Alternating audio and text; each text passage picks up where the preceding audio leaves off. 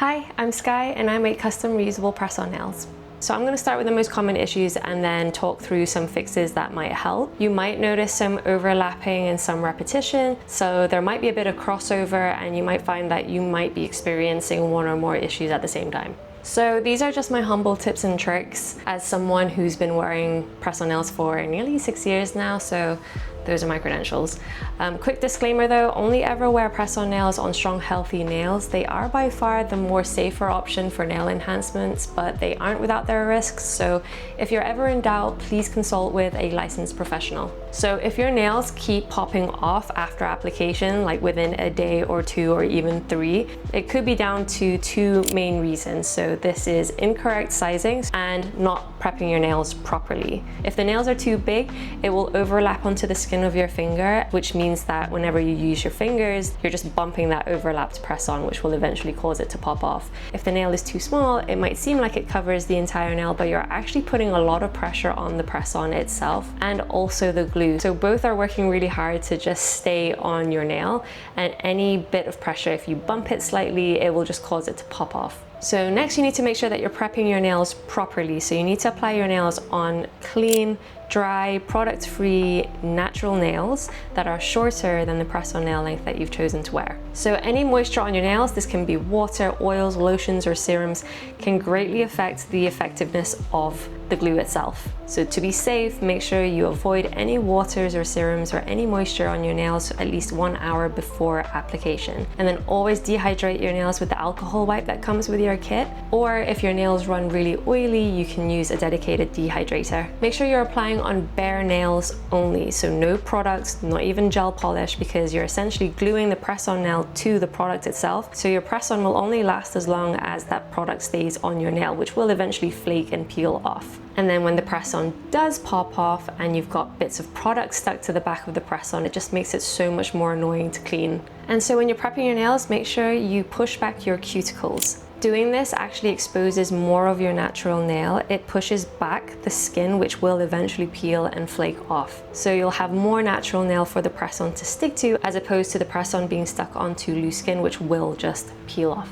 So pushing back your cuticles will prevent premature lifting. It's a step that's totally optional though, so only do this if you are comfortable, or you can save it for a professional. Another optional yet bonus tip is to cut away any dry skin or cuticles from your nails. So just cleaning up the area and exposing as much nail as you can. Okay, so a step that you definitely should not skip is buffing your nail. So the surface of your nails are naturally quite shiny, and buffing your nail with a nail block will essentially just create a little bit of texture, which will help the glue grip onto the nail even more. Think of it like this: if you're applying a press-on nail on unbuffed nails, it's like sticking something to glass. It will just slide and slip off. So you should absolutely not skip this step, and you do not need to go hard when buffing. It shouldn't hurt at all. If you can feel like heat or pressure or any sensitivity, then you're buffing way too hard. At no point should it feel uncomfortable. And then the last step of the prep is to properly clean the nails, not with water though. So wipe away any loose debris, skin, or particles with an alcohol wipe or acetone, because after pushing back your cuticles, buffing your nail, there's a lot of particles that can get trapped between your nail and the press-on and in the glue when you come to apply them. So removing any debris or anything that can get trapped will prevent any air bubbles. So you want to make sure that your nails are clean and dehydrated as much as possible.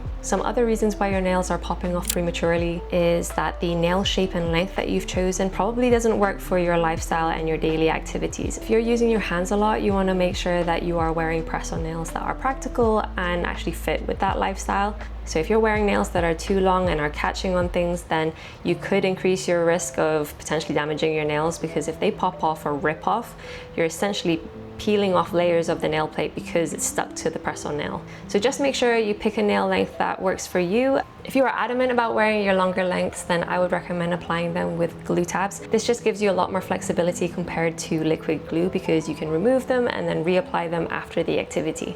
So another reason why they might be popping off is not understanding your natural nail bed and shape. Knowing the shape of your nail beds is so important, because it will determine whether or not a certain shape or length will work for you.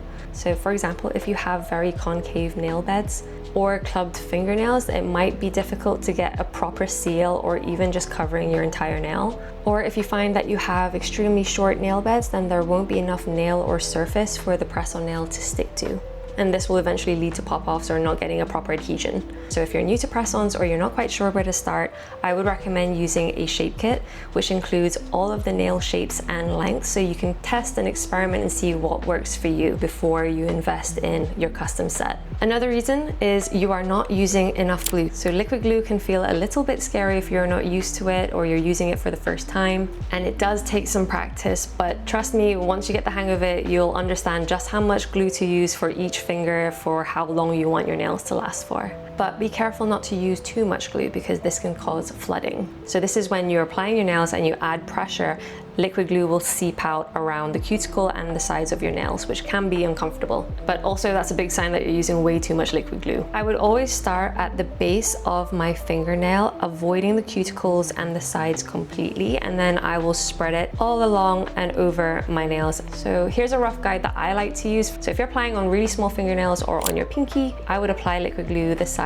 of a grain of rice. That's my starting point. If your nails are really, really small, a sesame seed. Medium nails, I would apply the size of a lentil, like a full lentil, and then on your thumbs or on much wider nails, I would apply a pea-sized amount. So why avoid the cuticle and the sides? So when you're applying your press-on, the pressure will naturally spread the liquid glue across and around your nail. If you place glue too close to the cuticle, once you press down on the nail, it will cause flooding around those areas, which not only looks messy, but can be uncomfortable and maybe irritate your skin. So by leaving a little bit of space, you're giving the glue a little bit more buffer area to squish down into when you do apply pressure. So if you're using glue tabs, they're a lot more flexible. Just make sure you use a glue tab that covers the entire fingernail as much as possible. You can also trim or stack multiple tabs for each finger, so just adjust it to fit your nail.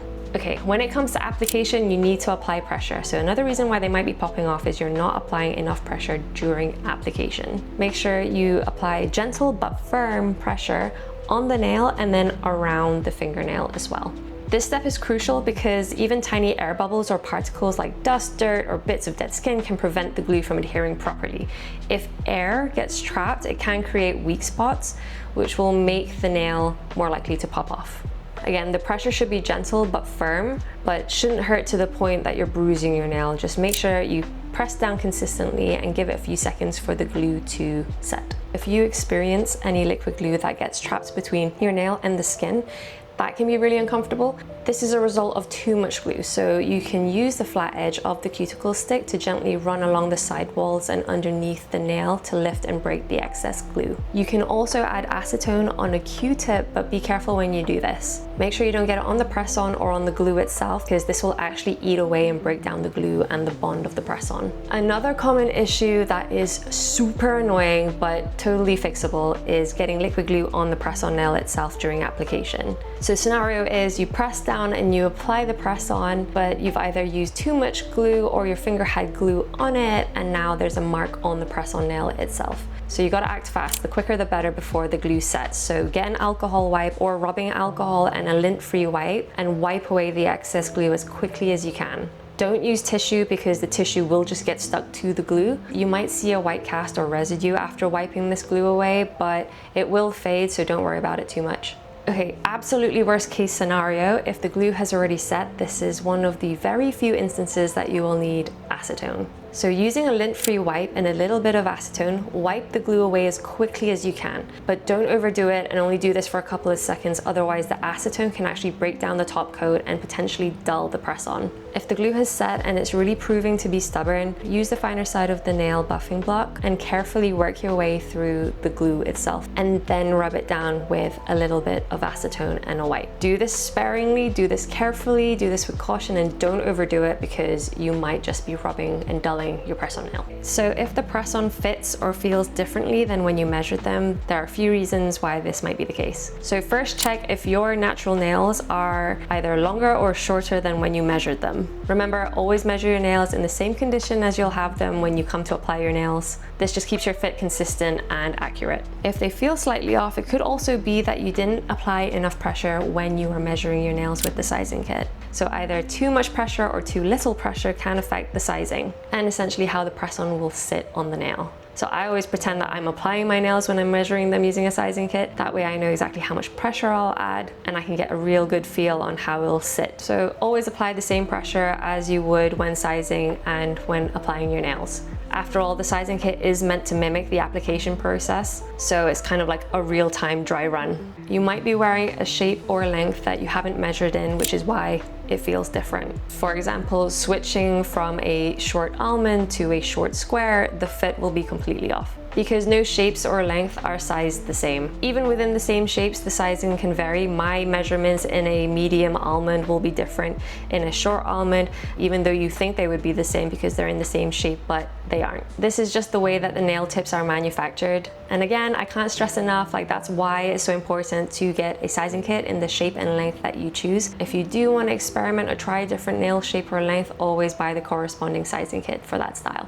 Another reason why the fit might be off after application is you might have applied them with glue tabs. So one thing to bear in mind is glue tabs do add a little bit more bulk compared to liquid glue. Since the glue tab itself isn't completely flat, it can add a millimeter or two to your nails. The difference is subtle and barely noticeable, but it is there, so it's a good thing to keep in mind. What happens if your press-on nails only fit one hand? This usually happens if you've only measured your nails on one hand. So it's important when sizing your nails using a sizing kit that you measure all individual fingernails on both hands, because you might find that you have different nail sizes. It sounds weird, but it's a lot more common than you think. So just never assume that your nails will be the same size on each hand. If you're not sure what size to go for, or you're in between sizes, I recommend always sizing up. That way you can always file the nail down to size, but if you have a size that's too small, you can't add material back to make the nail size bigger. Just measure and double check just to be absolutely sure. It's better safe than sorry, especially if you're investing so much money in your reusable nails. So what happens if your press-on nails aren't coming off? So if you're having a hard time removing your press-on nails, first of all, congratulations, because it just means that you've prepped your nails properly. But it could also mean that you've used a little bit too much glue, or the seal is just very, very good. This is more common, especially for shorter and extra short nails. They're usually known to last a lot longer compared to medium lengths, just because they're less prone to bumping and unnecessary pressure, which will cause it to pop off. So I recommend just continue doing your warm soaks. Make sure that you are submerging all of your fingernails in the water solution and that you're soaking them in warm water. Not cold, not lukewarm. It has to be warm as you can tolerate, but obviously don't burn your hands. Cold water will not break down the glue, so you'll just be soaking your nails for a very, very, very long time. So keep topping up with warm water and just be patient, and just keep using the cuticle stick to kind of pry and wiggle the nail off until it pops off, but never force your nails off. If you are struggling to remove them and you applied your nails with liquid glue and it's been less than 7 days since you've applied your nails, this could also be a reason why you're having difficulty removing them. It's generally recommended to wait at least 7 days. I would even say a minimum of 10 days before you even try to remove your press-on nails if you applied them with liquid glue, just because the glue is still so fresh and it is designed and can last 1, 2, even 3 weeks sometimes. So trying to remove your nails before this time might actually increase the potential of damaging your nails. If you know you're going to remove your nails in under a week, then I would recommend using glue tabs.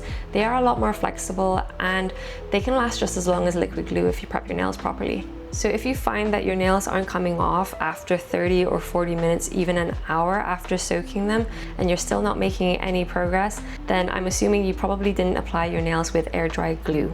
If you use gel and a UV lamp to cure and apply your nails, then soaking is not going to work for you. In this case, you will probably need to do an acetone soak or go to a salon to have them professionally removed. Either way, unfortunately, you won't be able to reuse your press-on nails because you'll either have to soak them off, which will distort and warp them, or you'll have to get them removed and filed down. So what happens if your nails pinch or ache or just generally uncomfortable after applying them? So the most common reason for any discomfort that I found during my experience is using too much pressure during the application process. So it's possible that your nail beds are slightly bruised, but this should subside within a couple of minutes to an hour. However, if the aching and the pinching continues to the point where you're thinking of just removing your nails, then it's most likely down to incorrect sizing. So your nails are probably too small. So because the gel tips are made from high quality gel, they do have slight bend and flexibility to them. So when you apply your nails, they will warp because of the warmth from your nail bed. But if you are feeling discomfort, then it just means that they're too small and you should probably size up next time. What happens if you've applied your nails and they look fake or unnatural or just a little bit weird and costumey? So there are two reasons for this. So the nails that you're wearing are either too big, or the shape doesn't match your natural nail bed or the shape of your hands. I would always recommend a shape kit, especially if you don't know what shape to go for, or you want to try something new but you're not quite sure if it'll work for your hand and finger shape, because that way you can test and experiment and see exactly which ones work for you and which ones don't.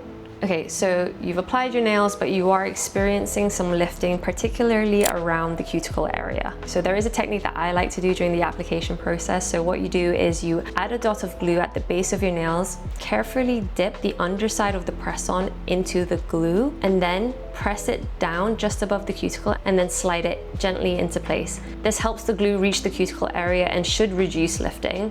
Lifting in the cuticle area can be the most annoying thing because your hair can get trapped in it. If you know, you know. But try this technique and it should help. Sometimes your cuticle has a little pocket, so if you do have the little cuticle pocket, slide the press-on nail into it as close as you can, where it's comfortable. It should not hurt. Once you get the hang of how each glue works with your hands and the press-ons and how long they last, you could totally combine and experiment with the different methods. I like to use a combination of air dry glues only, so I will never use a UV lamp to apply my nails. So there are 3 air dry glue methods. So you have the liquid glue and the glue tabs, which are commonly in your application kit, but you also have air dry gel glue. This works exactly the same way as liquid glue, but the viscosity is a little bit thicker. So if you have, say, flatter or irregular nail beds and you need to fill in the gaps to avoid air bubbles, I would use that. This also has a much better seal. It does take a little bit longer to set, but it is very, very good. Some of my clients even use a combination of the liquid glue and the glue tabs. So you apply the glue tab first, and then you apply a dot of liquid glue on the glue tab, and then you apply your press-on nails. But when you remove the press-on nail, you don't have liquid glue residue on your natural nail because it's the glue tab that touches it first. The only downside to that is removing the glue tab and then filing away the liquid glue that's attached to the back of the press-ons. So it really is just all up to you and your preference and what's easiest for you and your lifestyle. So what happens if you have discoloration or staining on the press-on nail? So this is usually a result from being exposed to things like cigarettes if you smoke, or use your hands a lot with your arts and crafts, or you're staining things.